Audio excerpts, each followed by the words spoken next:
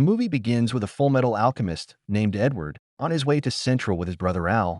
They found a conscious person, a prince, named as Lin Yao from Qing, the Eastern Kingdom, going to Central to learn about alchemy, the purification arts. He asked Edward and Al about the Philosopher's Stone to get the secret to immortality. Edward doesn't want to tell Lin Yao and was leaving. Lin Yao stopped him from leaving. Lin Yao feels Edward knows about the Philosopher's Stone. All of a sudden, they gunshot from a strange man. In search of the military colonel, he told the passengers on the train to keep calm, saying he's just after the military colonel. Lin Yao, Edward, and Al weren't keeping calm. The strange man got angry and tried to attack them but failed because he was attacked by Lin Yao's servant. Edward and Al were about leaving, but were stopped by Lin Yao's servant demanding to know about the Philosopher's Stone. Edward wasn't given. Lin Yao's servant fought Edward and Al. During the fight, a servant pulled out a bomb and blew up part of the train. Edward got angry and fought back using his full-metal alchemy power. He interdicted a servant mask. Edward discovered he is fighting with a girl. The girl pulled out a bomb knowing Edward saw her true identity and threw the bomb at Edward. Edward, almost falling off the train, got saved by a person named Envy and Homunculus, who disguised himself as a lieutenant colonel. Edward knew it wasn't the lieutenant colonel but Envy, who has the power to transform into anyone, saying Edward is a human sacrifice candidate and can't have him dying. Lin Yao was surprised at how Envy transformed and asked who he was. Envy wasn't ready for talk and tried to fight Lin Yao, but his servant cut Envy's chest. Lin Yao was surprised by the quick healing. Edward informing them not to fight, that he's an homunculus and they don't die. Hearing this, Lin Yao was amazed, saying he saw an immortal being. He sent his servant to capture him. Envy. Back in the train, Edward and Al captured and tied the strange man and asked why he wants the military colonel. The strange man said he wants the military colonel to release their boss. During the conversation, the strange man fellow destroyed the brake of the train. Hearing this, Edward and Al were scared, saying the train will hit the central station and kill life or even blown up the station. Edward has to use his full-metal alchemy power and slowed the train from hitting the central station and succeed. Roy Mustang explained how there was tension with the state caused by a religious difference between Ishvala and Ames trains, and how an Ames train officer shot an Ishvalan child 13 years ago that caused rebellion for 7 years. The military commander, Fuhrer President King Bradley, decided to conduct a campaign against Ishvalan using state alchemists, which were recruited as living weapons. Roy Mustang saying he was one of the living weapon and many Ishvalans were killed. It was a massacre.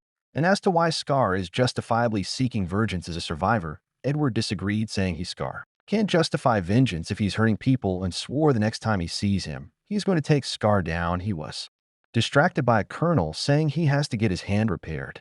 An homunculus named Gluttony saw Scar on his way and asked his brother Envy if he could eat him. Scar. His brother Envy assured him of eating Scar as he isn't a human sacrifice. On hearing this, Scar was prepared for a fight. Then Lin Yao and his servant came by. Envy was displeased by Lin Yao present. Lin Yao was overwhelmed by how Central is full of immortals. Envy was pissed off and told Gluttony to eat them all. Seeing Gluttony transformation, Scar used his power to destroy the alley and escape. Edward went on a train to repair his hand at Pinaco's place where Winry stayed and decided to visit his mother's grave, but was surprised as to who he saw at his mother's grave. Surprisingly, at his father. His father was also shocked to see him there, as it's belonged they've seen each other. He was angry as how hard his mother, named Tricia, raised him and his brother after his father left them. He couldn't stand his father and left the graveyard. His father followed him and told him how they look alike. He was angry and told him not to follow. Lin Yao asked his servant who Scar was as to how his destructive power is shocking, and would guess if he's alive. He also hope if he'll get information from Edward. Scar dreamed in was in a place looking destructive. He was looking for his brother and fellow Ishvalans but didn't see anyone, then saw a man who claimed to be a state alchemist and tried to destroy him. Scar woke up from his sleep and found himself in an unknown place. The people assured that is with his fellow Ishvalans and his save. He asked who helped him, and May told him how she saw his body floating on a sewers. May saw Scar's tattoo and asked how he got it. Scar explained he got it from his brother. Edward's dad, named Van Hohenheim, saw a picture of Edward, him, and his mother when they were together as he was about to leave and asked Pinaco if he could take it.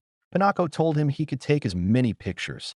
As he was about to leave, he told Pinaco a little secret. He told her if she remembers Xerxes and how the legendary city was destroyed overnight, and explained that something similar will happen to the country as well. Edward asked Pinaco what his father was talking about, as there's nothing in Xerxes. Edward traveled to Xerxes trying to get one or two information. A man was about to attack him, but he dodged the attack and was about to attack him, but was surprised to see that he is an Ishvalan Then group of Ishvalans came surrounding him saying he's going to be a hostage for them so they can demand liberate for Ishval. An old Ishvalan woman named Elder Shan stopped them. She was helped by a young Ishvalan boy walking towards them and apologized for their foolishness. Edward was surprised by how nice the Ishvalan woman is treating him and asked her why she's being nice to him.